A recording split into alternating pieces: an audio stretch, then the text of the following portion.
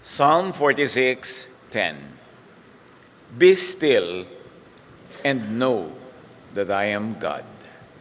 Turuan niyo po kami, Ama, na manahimik, magpaubaya sa pagkilos ng inyong banal na Espiritu. Sa mga tamang panahon, kami manahimik. Marinig ang inyong tinig, maakay niyo kami sa kaliwanagan. Ituro niyo po sa amin, ipaalala, ang kahalagahan ng pananahimik sa inyong presensya.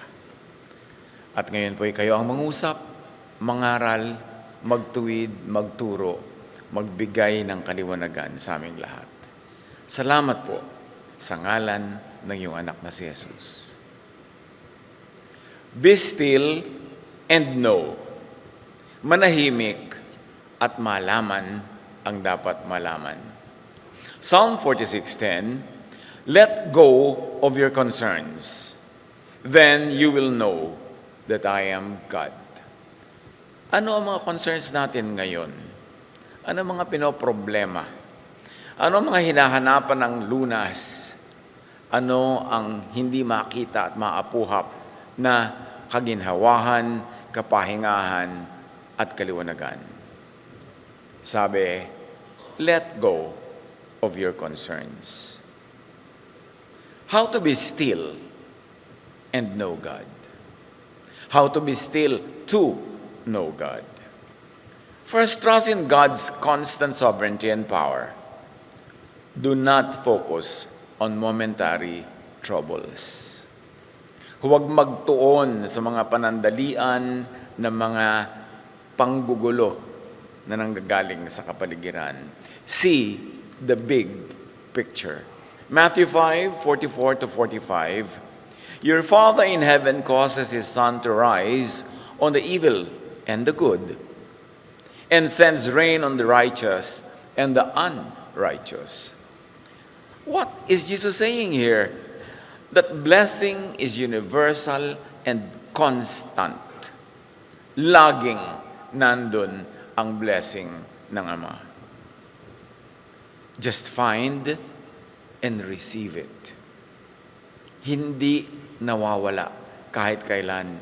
Kahit sa mga panahon na madilim ang paligid at nadidiliman ang ating pag-iisip, naroon pa rin ang liwanag at pagpapala ng Ama. Life goes on for all. Keep moving on. At malinaw pa sinabi ni Jesus, nandun dapat sumisikat ang araw para sa mga evil and good, para sa mga righteous and unrighteous. Kung para sa unrighteous and evil, sinisikatan din ang araw, di lalo naman yung less evil o hindi evil. Lalo naman yung good. Laging mayroon. Yung hindi natin malinaw na nakikita, hindi ibig sabihin wala dun. Dapat paniwalaan yung katotohanan na laging nandun ang presensya at pagpapala ng Ama. Psalm 63:5-7. I will sing joyful praises and be filled with excitement like a guest at a banquet. Pag tayo ba ay nasa isang buffet o tayo ay nasa isang handaan na alam nating napakasarap maghanda ng ating host, di ba excited ka? Ano kaya ang susunod? Ano kaya ang iba pang pagkain? Anong mga darating pang ilalabas ng mga putahe? At sabi niya, I think about you, God, before I go to sleep, and my thoughts turn to you during the night. Nandun na isang sikreto. How to be still and how to know the will of God. To think about God. To think about God as you go to sleep, para yun ang baon mong alaala hanggang yung panaginip. Hindi manonood ka ng horror bago ka matulog, sa palagay mo, ano mapapanaginipan mo? Hindi yung social media ka, tas puro mga negative, puro mga galit, puro mga kasiraan. Sa palagay mo, ano ang balabas sa yung balintataw habang ikaw ay natutulog? Yun ang sikreto, to always think about God. And what do we think about God? We think that God blesses even nga the evil and the unrighteous. That our God is a God who blesses. At lagi yon, day and night. At sabi, you have helped me. And I sing happy songs in the shadow of your wings. Recall God's track record of saving and helping you, of goodness to you and everyone else, even to the undeserving. Then rest in that safe place and assurance that God always blesses. No. Review God's teaching in text, kasi ang teaching ng Diyos nasa religious text, and also in creation, in nature. Because God is the author of nature, God is the author of natural law. So, review God's teachings and laws and principles, both in religious text and in creation, in the surroundings, and have peace. God is in control. Huwag niyong problemahin kung ano nangyayari sa planeta as a planet. Nagre-renew ang planeta, nagre-replenish, nagbabalance. And in that balancing act, sometimes we are in the way. Kaya tayo natatamaan. Tulad ng kidlat, mahalaga yan to recharge the atmosphere. Huwag ka lang pakalat-kalat na ikaw ang mga kandidatong tamaan nun. Kapag ka bumabaha, ibig sabihin talaga may oversupply of tubig or napabayaan natin ang environment kaya walang puntahan ng tubig. Tumira ka pa sa daan ng tubig, bagamat kumisan kasi wala kang iniisip na choice dahil kulang ka sa resources, pero nandun ka kasi sa dadaanan, huwag kang magtaka na naanod ka. Gawin ang magagawa para umiwas sa mga ganun. Wala namang masungit na panahon, walang masamang panahon kasi lahat ng panahon ay gawa ng Diyos. Dapat ka lang mag-adjust. Umiwas sa panganib. Huwag kang tumira doon sa mga lugar na guguhuan ng mga bundok pag nalusaw ang lupa. E di safe ka. Kailangan tayo mag-adjust. At laging alalahanin, nandyan ang blessing. Meron kang choice. Dapat lang malinaw sa atin na may choice and practice that choice. Job 12:7-10. If you want to learn, then go and ask the wild animals and the birds, the flowers and the fish. Any of them can tell you what the Lord has done. Every living creature is in the hands of God. E di lalo ka naman. Today is proof of yesterday's blessing. Hindi ba buhay ka pa ngayon? Ibig sabihin, binless ka all throughout hanggang ngayon. So huwag yung pagdududahan. At kung ikaw naman ay binawi at sumakabilang buhay, doon ka naman. Blessing pa rin yun. Everything that happens is a blessing to those who love God and are called according to His purpose. Kailangan lang ibukas ang mata na blessing ito. Meron iniwan ng Papa. Di blessing. Kasi tingnan mo nga yung track record nang iwan. Karapat dapat ba naman talagang kumapit tuko ka doon? Source ka ng headache mo yan. Di Salma, ay salamat po, iniwan ako. Hindi ko na kailangan pang ipagtabo yan. Ecclesiastes 1:7, all rivers empty into the sea, but it never spills over. Kahit daw kailan, hindi umapaw o napuno ng sobra-sobra yung dagat. Ngayon, kung sasabihin mo, bakit po ako tinamaan? Kasi sobra ka naman lapit sa beach. Tumaas-taas ka kasi. Lumayo-layo ka doon. Dahil alam mo naman, every season, lalaki yan, liliit, lalaki, liliit. So, there is design. Therefore, may designer. At kung may designer, alam ng designer ang nangyayari sa design 24/7. Dapat lang din nating alamin yon para tayo maka-adjust. One by one, the rivers return to their source. This is so amazing, huh? You're talking about ancient scripture that talks about the water cycle. Alam nilang yung tubig, pabalik-balik lang. Mula sa ulap, magiging ulan, magiging ilog, pupunta sa dagat, mag-evaporate. Diba? Pagkatapos, magiging ulap na naman. Paulit-ulit lang. Job 36:27-28. God gathers moisture into the clouds and supplies us with rain. Ancient knowledge, but is anchored on the never-changing truth about our Creator, about the designer of life. So know, review God's natural and physical laws. Kasama yan sa true spirituality, the natural sciences, because God created nature. Gusto mong sumunod sa God's law, hindi lang yan religious law, hindi lang yan moral law, nandyan din ang natural law. Lahat yan, designed by the Creator. Know it and ride on and ride with the flow. Ride ka lang kung solid or liquid or gas ang form ng tubig. Di ba? Binabanggit na nga sa ang water cycle. So yung tubig, kung minsan yan, solid, yellow. Minsan liquid. At kung minsan gas, kasi nag-evaporate. Huwag mong problemahin kung ano yung format niya ngayon. Sumakay ka na lang. Kung solid, edi solid. Kung winter, edi winter. Kung summer, edi summer. Just adapt. Kung nasan ka mang stage ng cycle, hindi lang ng tubig, pati ng buhay. Ang buhay naman cycle lang, kaya lang, tulad sa tao, bata, then nagiging kang adolescent, nag-mature, nag-adult, tumatanda, and then you pass on. And then that same thing will happen to the next generation. Bagamat hindi sa isang tao nangyayari yung cycle paulit-ulit, pero sa humanity, nangyayari yung paulit-ulit. Ganun lang yun. Sabi nga ni Solomon, wala namang bago.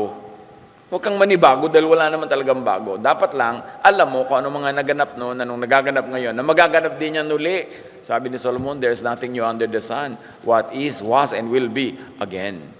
At maganda rin yun kasi ibig sabihin, nakakapagsanay tayo based on knowledge, based on memory, how to live life in this planet. No. Review God's spiritual and quantum laws also. Hindi ko mascientifica, godly ka na. Because God is a foremost scientist. And science could be God's most efficient prophet. Kasi itinuturo lang naman ng science sa atin kung paano kumikilos yung Diyos, na nung unang panahon na walang masyadong science, ang tawag nila hiwaga at mystery. Pero hindi ibig sabihin na ibinababa mo ang rango ng Diyos kung nauunawa mo yung method as science reveals. So review spiritual and quantum laws. And be transcendent.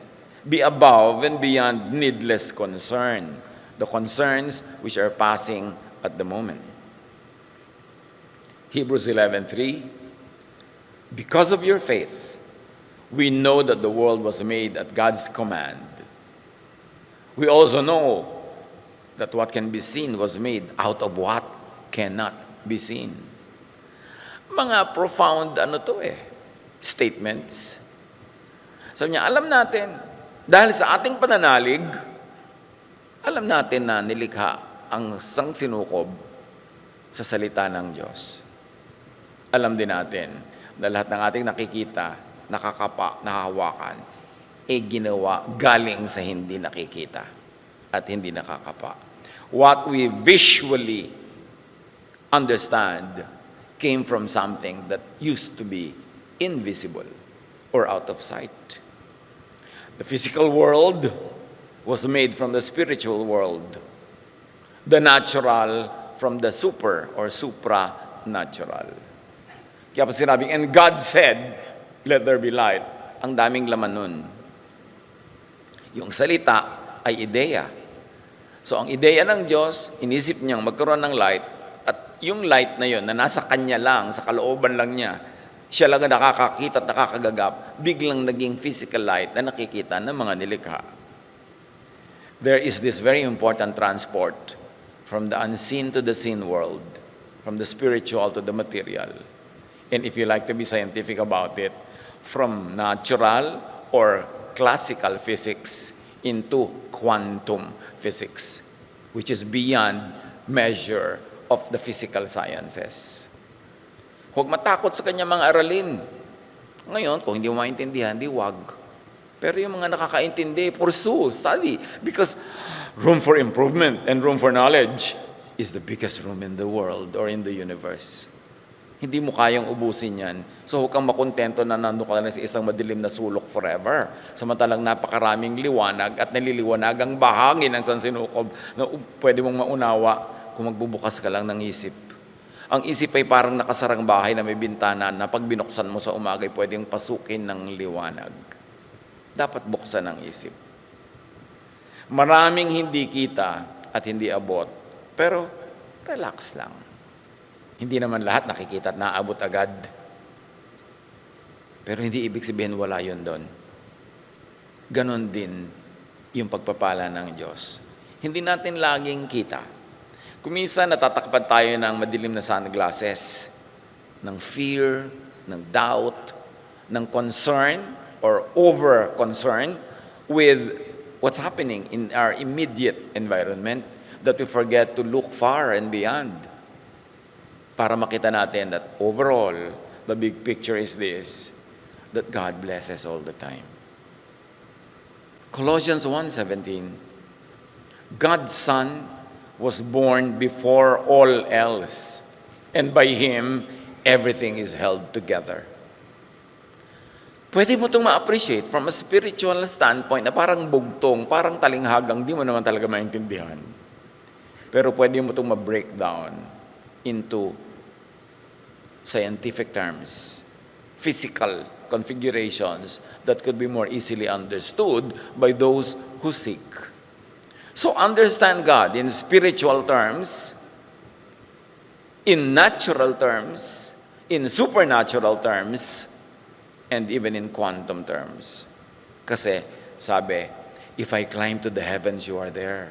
If I went to the depths of the sea, you are there. Wherever I go, you are there. In other words, makikita mo ang karunungan ng Diyos kahit saang branches of knowledge, kahit saang sciences, or kahit saang totoong God-seeking theologies. Matatagpuan mo siya. Therefore, sabi, be still. It comes from the Hebrew word rapha. Nang ibig sabihin lang, let go. Gusto mong mapayapa ka? Let go. Bumitaw sa hindi mahuli. Bumitaw sa hindi mahawakan. Bumitaw sa hindi magagap. Bumitaw sa hindi mo mayakap at hindi mo maibulsa. Bumitaw para ka ma-relax. Don't struggle. What God wants to give you will come to you whether or not you struggle for it. Pag gusto kang pagpalain, walang makakapigil sa kalangitan. Pag merong ayaw ibigay sa iyo, kahit magpatiwatiwari ka dyan, hindi pa rin yun mangyayari. So, let go. When do you let go and when do you insist? Well, after insisting, after doing your best, after consistent effort, hindi naman nangyayari, makahalata na hindi yun ang para sa iyo. Kumakatok ka sa pinto para kapag buksan, di ba? Pero kung 300 years ka na kumakatok, makahalata ka naman. Baka yung susunod na pinto ang para sa'yo. Huwag ipagpilitan. Cease striving. Kung talagang wa-epek. Sabi nga nung 1960s. Huwag pilitin ang talagang ayaw pa. Meron naman ayaw lang ngayon pero baka bukas, gusto na. Tumigil magpilit, makipaglaban, makialam sa natural flow, maghintay ng auspicious timing. Ecclesiastes 3:1, everything on earth has its own time and its own season. Withdraw from anxious but fruitless engagement. Makahalata, makiramdam kung hindi para sa'yo or hindi pa para sa'yo. It's not just about physical stillness. Pag sinabing be still, hindi ka gagalaw, mananahimik sa isang sulok. It's about releasing control and trusting God.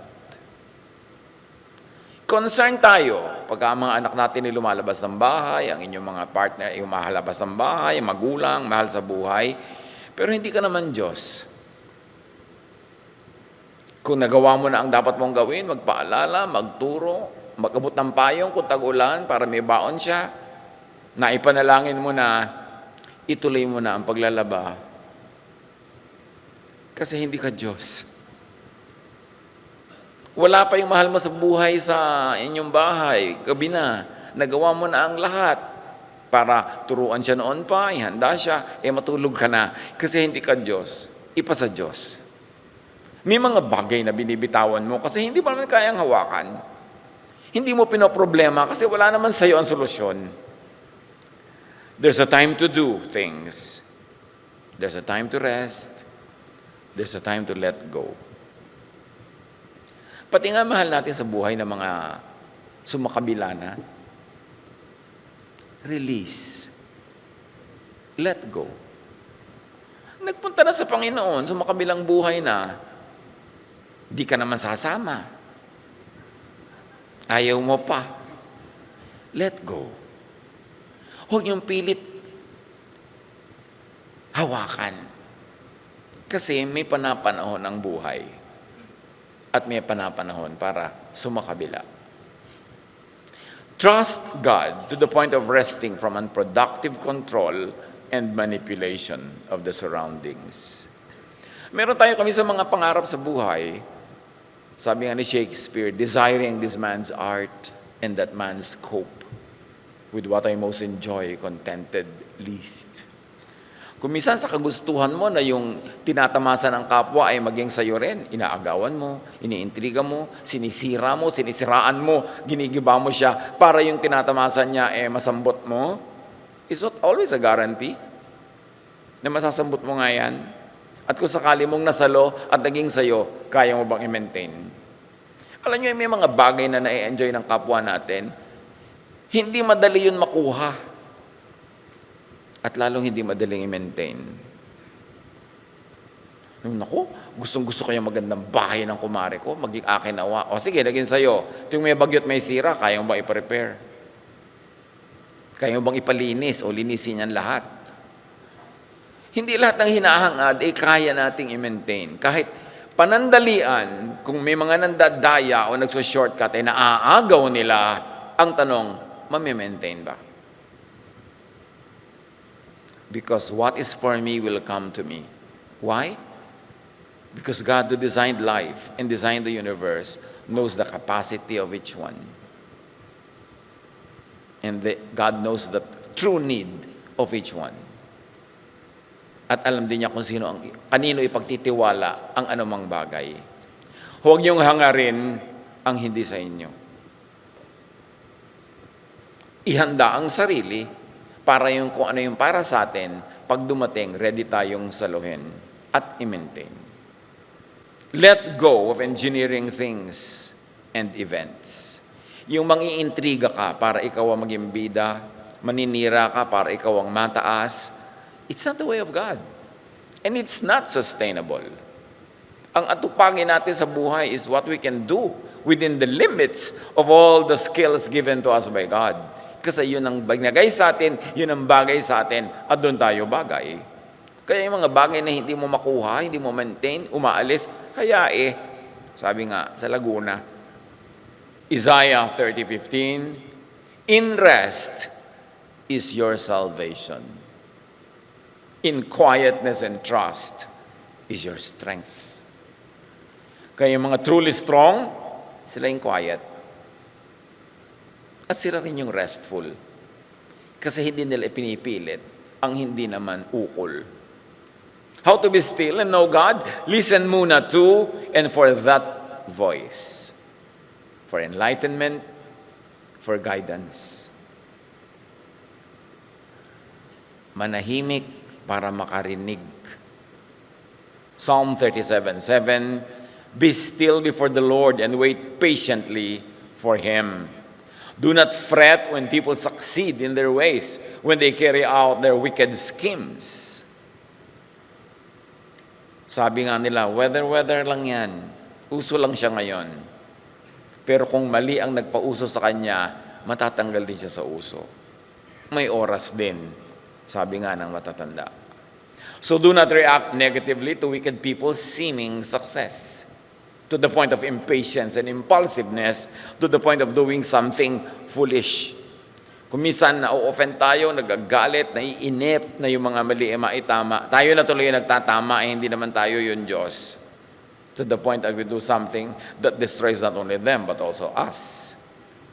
Do not fill your mind with negative thoughts, especially thoughts of revenge, thoughts of resentment and envy. Di ba sabi nga, God blesses both the wicked and the good. So, mabe-bless ka, lalo kung good ka o tama ang ginagawa mo. Hintayin mo yun. Hindi mo kailangang sirain yung blessing na dumarating sa iba kahit sila wicked para ka lang magkaroon kasi merong para sa'yo. Be still to receive divine revelation and light, divine guidance, and even to receive positive thought. Make space for God's moves. Paano kikilos ang Diyos sa ating puso kung yung puso natin at isip ay punong-puno ng sarili nating agenda, lalo na nga negative? Paano mapupuno ang refrigerator mo ng mga fresh food kung ang dami-dami dong bulok na ayaw mong alisin at nagstay na doon forever? You have to make space for the positive, and that means you get rid of the negative. You have to make space for the good by getting rid of the bad. At mahalaga, para matanggap ang kaliwanagan, marinig ang tinig mula sa kalangitan, magpahinga. Ibalik natin yung old-fashioned magnilay-nilay, magbulay-bulay. May mga umabot pa sa atin, sa mga lola natin na lagi nakaupo sa mga rocking chair sa silyon. At kung yung mga lumang bahay, may mga balkon, nandun yung rocking chair na yun, babalkon-balkon, uugoy-ugoy yung matatanda. You know why they're wise? Very streetwise ang mga matatanda. Ang dami nilang oras mag-isip-isip, magnilay-nilay, maghunos dili, magpalit ng kaisipan, manahimik. Kaya tayo mga kapatid, let's relearn this very important survival skill, manahimik. Nagagalit ka, bago mo ipahayag ang iyong galit, manahimik ka muna. Kasi yung galit naman, aalis din yan mga 10 seconds lang. May bugso ng damdamin na pinagbigyan mo at sinunod, sasabog kang parang bulkan, tapos maraming madadamage, pati ikaw, na ang hirap nang ibalik sa dati. So, huwag ka na lang sumabog. Kasi, lalabas din yung kulo na yan pag nanahimik ka. Kaya sabi nila, pag galit ka, wait 10 seconds before opening your mouth. Kasi pag nagsalita ka agad, habang galit ka, may masasabi kang destructive sa kanila at sa iyo. Sabi din ng mga psychologists, do not decide when you're too happy or too sad. Basta may extreme emotion ka, don't decide. And better not speak. Mas madali namang magsalita quietly and slowly later kaysa magbawi ng mga nasabing hindi dapat sinabi. In fact, hindi naman nababawi yan. Pwede ka lang, sorry, pero hindi na talaga matatanggal yung lamat na naibugay ng ating bugso ng damdamin laban sa kapwa. Isaiah 32:17, the fruit of that righteousness will be peace. Its effect will be quietness and confidence forever. Confidence is in silence. It's in a quiet spirit. Kaya sinasabi nga nila, the empty can strikes loud. Mas maingay, mas empty. Kasi yung latang may laman, pag nalaglag yun, mahina lang ang tunog. Pero pag walang laman, ang ingay, kumakalembang, kumakampana, umaalingaw-ngaw sa buong barangay kasi empty. So do not display or parade your emptiness with your noise. Even the noise that we make sa social media. You don't have to advertise your every sorrow, your every fall, and every doubt, and every fear. What's the point? Yung mga hindi nagmamahal sa'yo, yung magalit sa'yo, matutuwa lang dahil miserable ka. At yung hindi naman nagmamahal sa'yo, wala namang silang pakialam doon. Wala ka talagang mapapala. You want to ask for help from people who will help you, for people who matter, but you don't ask help from every anonymous person.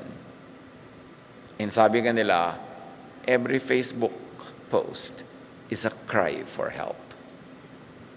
But why cry for help in social media? Who do you expect to help you? Palalalain mo lang ang sitwasyon, you will only glorify your sorrow. So, make space in your mind for God-given and God-sent thought by emptying your mind of all the negative things. Be quiet enough to hear the divine voice. Be still to hear reason.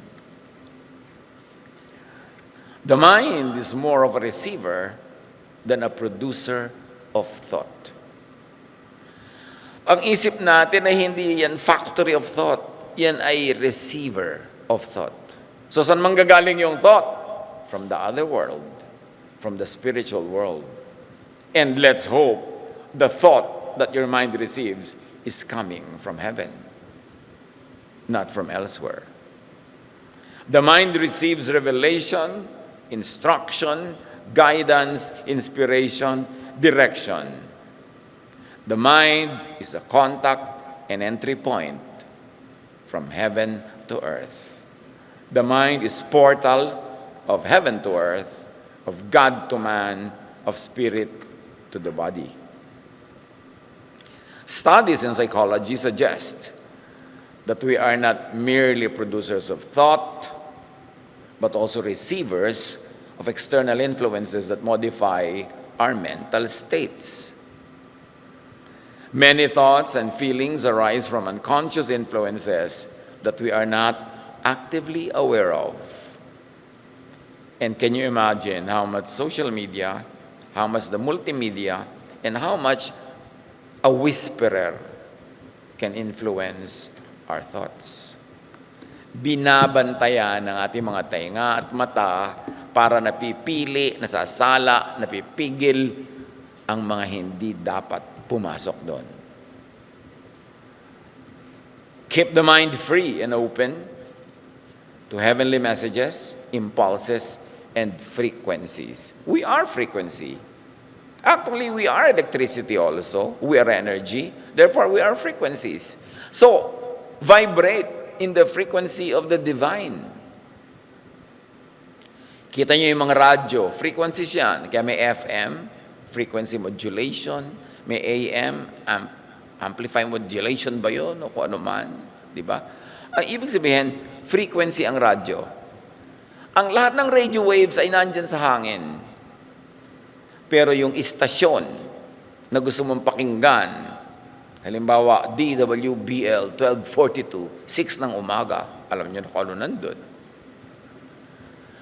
Hindi mo yan maririnig hanggang hindi mo itinututok yung istasyon ng radyo mo, yung number doon sa 1242, or yung digital radio doon sa digit, 1242. Pag nilagay mo doon yun, 6 o'clock ng umaga, nandun ang inyong abang lingkod.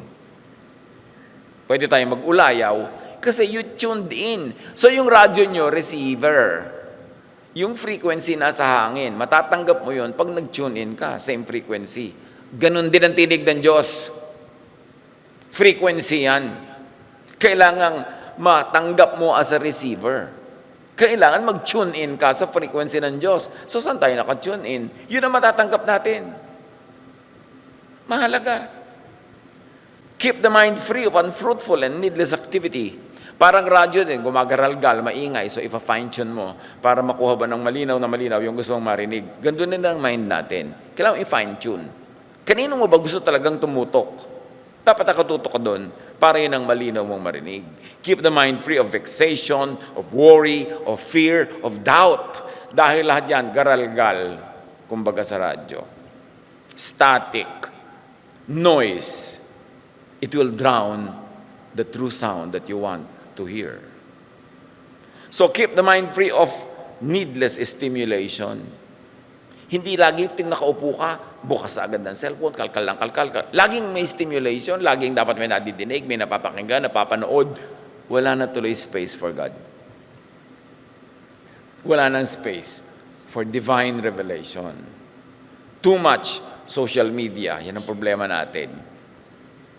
Napapabait ba tayo? Napapabuti ba ang ating pakiramdam, ang ating kalagayan? Napapaamo ba tayo? O napapabangis, nagagalit, na-agitate, natatakot? Piliin nyo naman.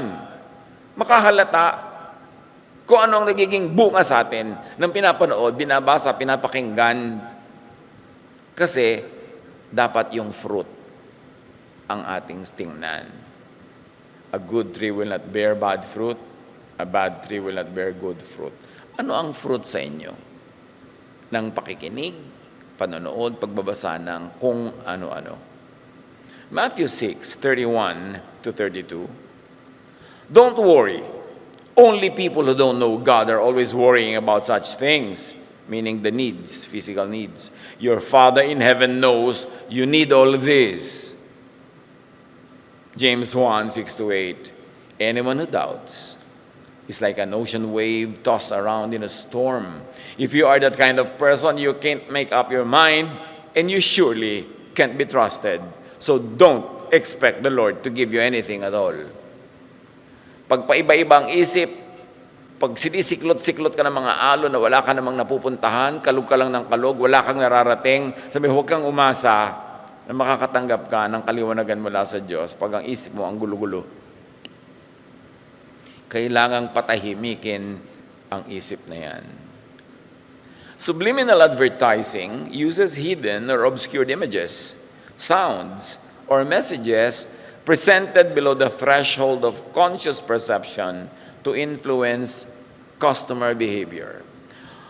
Noong early 70s, late 60s, umuso yung subliminal advertising. Yung hindi sinasabi clearly, hindi nakikita clearly, pero nakaka-influence doon sa nakakapanood o nakakapakinig. An example, mayroong isang produkto na nakatabi sa picture ng isang manika at yung manika ay nasa isang lukot-lukot na parang bedsheet. Pero pagka tinitigan mo talaga todo, yung bedsheet, yung pagkakalukot-lukot niya, spells S-E-X, sex. Pero hindi mo kita agad yun. Pero nakikita yun ang iyong subconscious mind. Kaya pala hindi mo alam, bakit ako naaakit sa advertisement na to? Tumatawag na pala doon sa nasa ilalim mong isip, hindi doon sa nasa ibabaw. Doon ka kinakausap at subliminal levels. At maraming mga tao, mga propagandista, mga influencers at kung ano-ano pa, they speak to you at subliminal levels. Hindi clear. Pero naaaninag, nababakat, nauulinigan noong malalim na bahagi ng iyong isip. Outside of and beyond the conscious. So, all around us, mga kapatid, may mga mensaheng below the radar ng conscious mind. Mas madaling pumasok sa isip, mas madaling nakakahubog ng isipan. Pero, in true spirituality, in true wisdom and light, nagiging clutter lang yan, bara sa flow of divine impulses and godly thought. Tandaan natin, ang ating isip para rin yung mga ugat natin sa katawan. Pag maraming bara, pwede kang mag-stroke. Ganon din ang ating spiritual ears and spiritual arteries.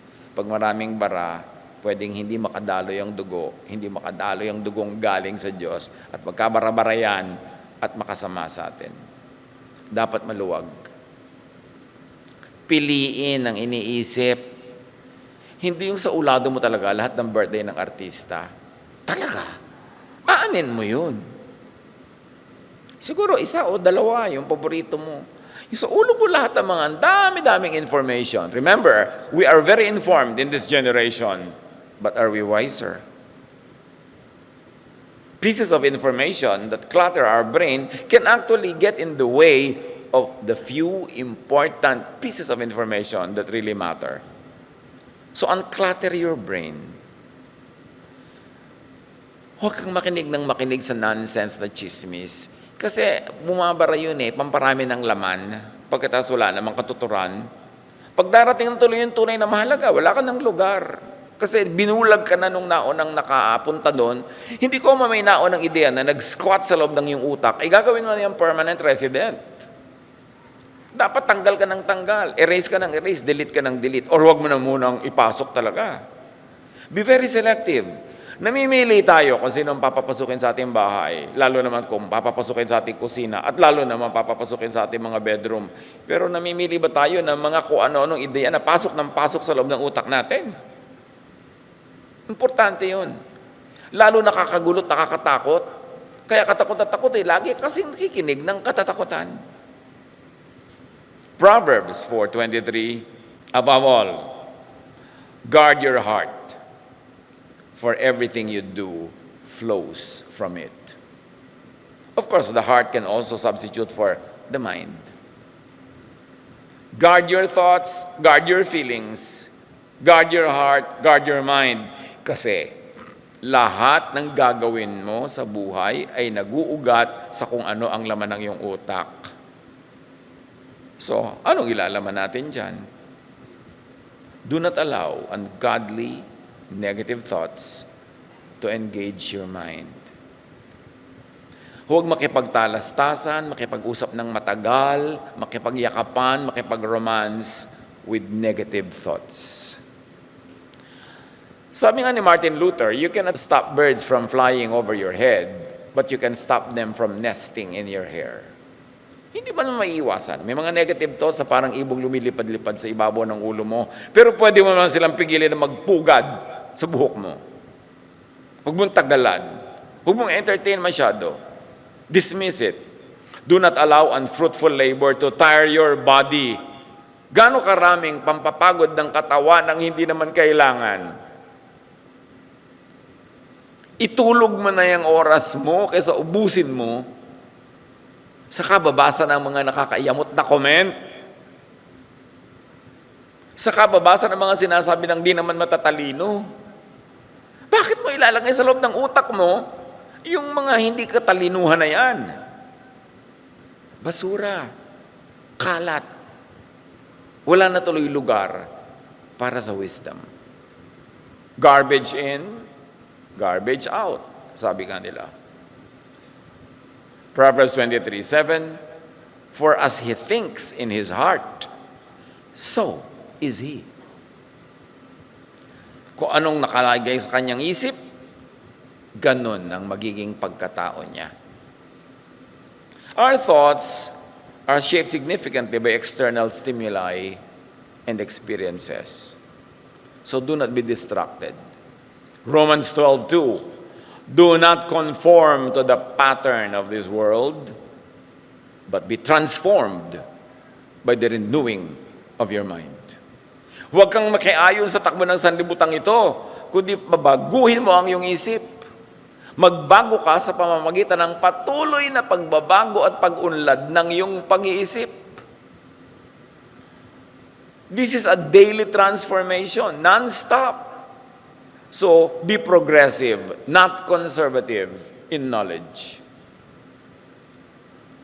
Pag kasi conservative ka, ito na to, i-conserve ko na, lalagyan ko na ng formalin, lalagyan ko ng mga preservative, ito na to, walang iibahin. Yun ang conservative mind Pero paano ka magta-transform by the renewing of your mind kung puro conservatism ka? Yes, may mga areas of our lives when we need to be conservative. And godly wisdom will tell us which areas.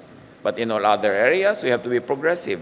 We have to continue to change from glory to glory. Di ba? God changes us from glory to glory. How can God change you from glory to glory pag conservative ka? Ayaw mo ng palitan, yung nauna nag-squat sa utak mo, yun na ang truth mo forever. Paano ka mag-grow? Renew, change, and make the mind grow through impulses, ideas, or thoughts it receives from the divine, not from anywhere else. So para tayo mag-grow, dapat be tentative, don't be dogmatic. Tentative ka. Pag tinanong ka, ano ang alam mo tungkol dito? At this moment, at this time, ito ang alam ko. Pero hindi ibig sabihin, tomorrow, yan pa rin ang alam ko, ha? Kasi I continue to be transformed by the renewing of my mind. I continue to grow. So, hindi ko ilalaban ng patayan yan. I will not kill or die for what I know now. Dahil baka bukas, pag inabutan ako ng mas magandang kaliwanagan, mag-edit ako ng alam ko. Mag-adapt, mag-adjust. Hindi ko ilalaban ng gera yung alam ko ngayon. Because I know that what I know is finite. What could be known is infinite. How can a finite mind totally comprehend an infinite truth? Kaya dapat tentative ka, teachable, willing to change your mind, your position, your worldview. Kaya naman, Philippians 4:8, kasi kung ano laman ng puso mo, yun magiging ikaw. Sabi niya, whatever is true, noble, right, pure, lovely, and admirable, excellent or praiseworthy, think about such things. So pag may ideya na gustong pumasok sa isip mo, itatanong mo yan, true ba yan? Noble? Right ba yan? Pure, lovely, admirable, excellent, praiseworthy? Then, iisipin ko. Pero pag hindi, please, pass. Walang space in my mind for these things. 2 Corinthians 10:5, kahit sa religious thought, kaya philosophy yan, kaya religious thought, we demolish arguments and every pretension that sets itself up against the knowledge of God. And we take captive every thought to make it obedient to Christ.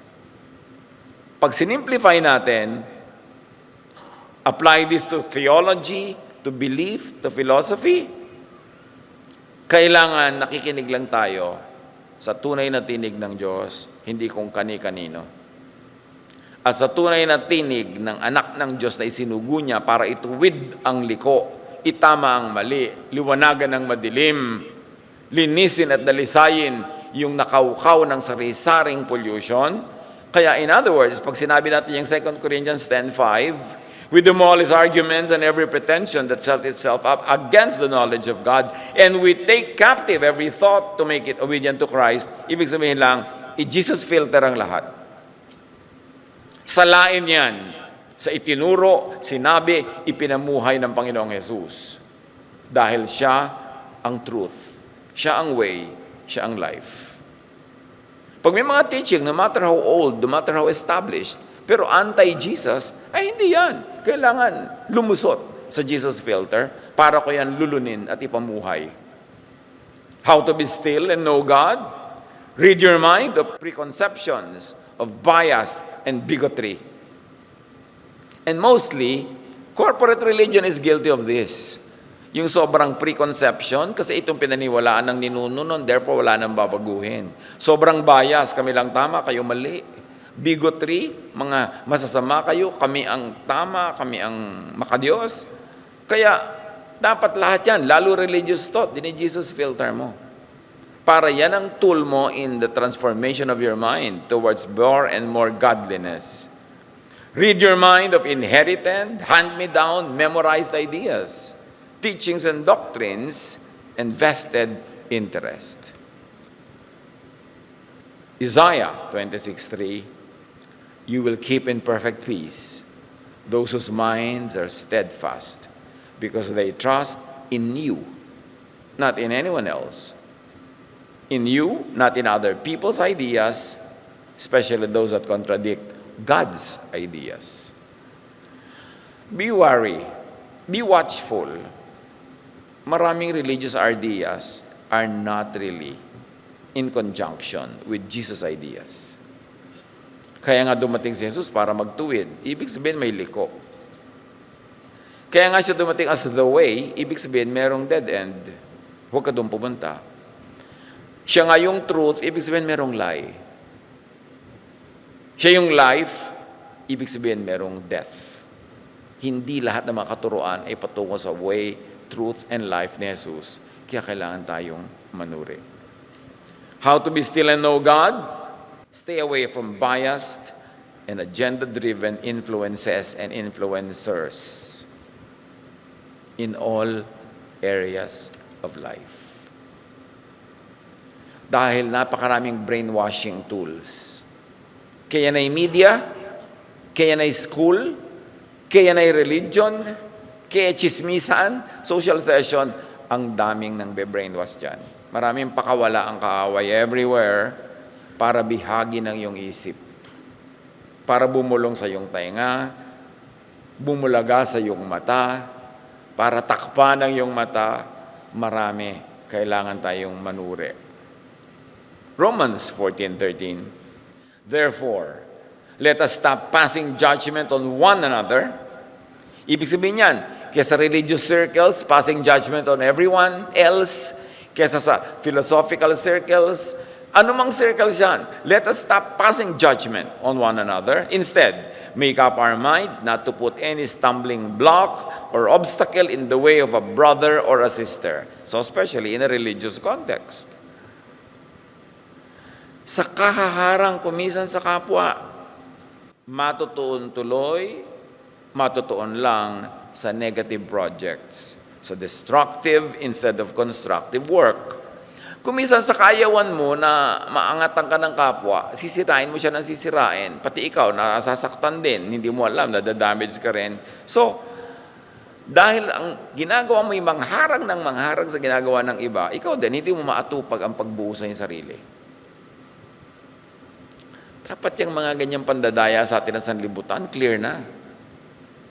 Especially kung above 20 years old ka na, dapat nakikita mo na yung ganyang mga trick. How to be still and know God? Be mentally and emotionally neutral most of the time. Proverbs 18:13, to answer, meaning to judge, to decide before listening, that is folly and shame. Hindi ka pa nakikinig, may sagot ka na. Hindi mo pa nauunawa yung sinasabi niya, kinokontra mo na. Sabi niya, that is folly, isang malaking kahangalan. At nakakahiya. Yung hindi ka pa nakakarinig, meron ka na agad hatol. Sabi niyan, labag yan sa pagiging makadiyos at sa pagiging marunong. Keep an open mind. Tulad nga ng sinabi natin, hindi dahil lang naunang nag-squat sa utak mo ang isang ideya, ang isang ideology, ang isang theology, ibig sabihin nyo na talaga ang kaisa-isang tama at hindi mo na yun papaalisit kahit kailan. Dahil lang nauna siya. Acts 17:11, in religious matter, si Paul, nung nagturo siya around the known world, his world, na-reject siya most of the time. Kasi ang itinuturo ni Paul si Jesus. Itinuturo niya yung love and grace, salvation by grace. Kontra yun sa nakaugat ng mga kaugalian at katuruan. Kontrang-kontra. Kaya naturally, ang dami nagre-reject sa kanya. Now, the Berean Jews were of more noble character than those in Thessalonica, for they received the new, unconventional, and revolutionary message, parenthesis mine, with great eagerness, and examined the scriptures every day to see if what Paul said was true. The Bereans, the people in the city of Berea, compared to the people in the city of Thessalonica in Greece, magkaiba sila. Nung nagturo si Paul nauna sa Thessalonica, inaway siya ng mga tao doon. The people are very violent to him. The people drove him away. Ay, talagang galit na galit sila. Kasi ang itinuro ni Paul, labag sa kanilang old Jewish thought. Meanwhile, nung nagturo siya sa Berea, mga Jewish din yung mga tao doon na tinuruan niya, alam nila yung kanilang faith, alam nila yung kanilang religious doctrines, pero hindi sila nagalit agad kay Paul, nakinig muna. Pinakinggan nila ng buo. At pagtalikod ni Paul, nireview nila ang kanilang mga pinaniniwalaan, ang kanilang mga religious texts. At pagkatapos, tinanggap nila yung katuruan ni Paul. Kaya ang sabi, mas mabuti ang kalooban, mas busilak ang puso ng mga Bereans kaysa sa mga Thessalonians. Kasi yung mga Bereans, hindi nagalit agad. Hindi inuna yung mag-react, hindi inuna yung maging bayolente.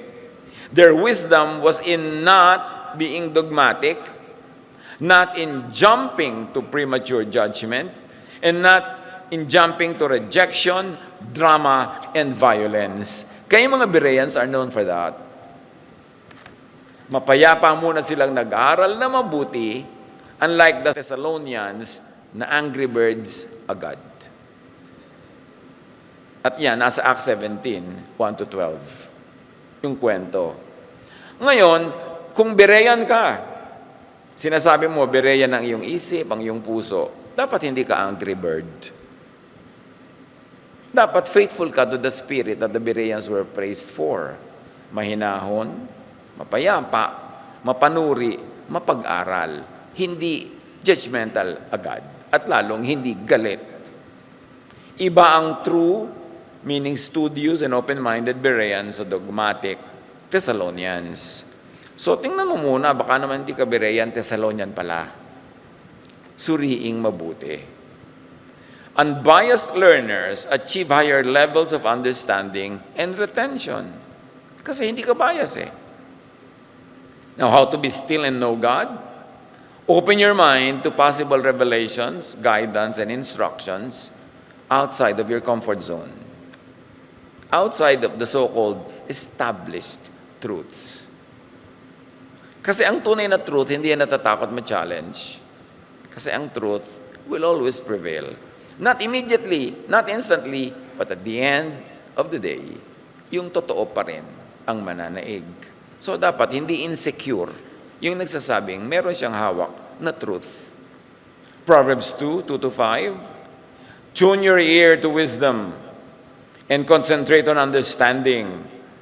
Cry out for insight and ask for understanding. Pag sincerely humihingi ka sa Diyos ng kaliwanagan, ba't hindi ibibigay sa'yo? Sabi nga, He sends His rain on both the just and the unjust. He lets His sun shine on both the righteous and the unrighteous. Ikaw pa, maghihingi ka ng kaliwanagan ng pagkaitan? Pero linawin mo talaga sa sarili mo, kaliwanagan ba ang hinihingi ko? O kakampi lang sa aking paniniwala? Naghahanap lang ba ako ng affirmation? O naghahanap pa talaga ako ng truth? Kahit na kabaligtaran ng pinangahawakan ko ngayon, yung truth na yan, bukas ba ang isip ko para dyan? Kahit ba ang solution sa aking problema hindi sang-ayon sa matagal ko nang naisip na yun dapat ang solution, willing ba ako makinig?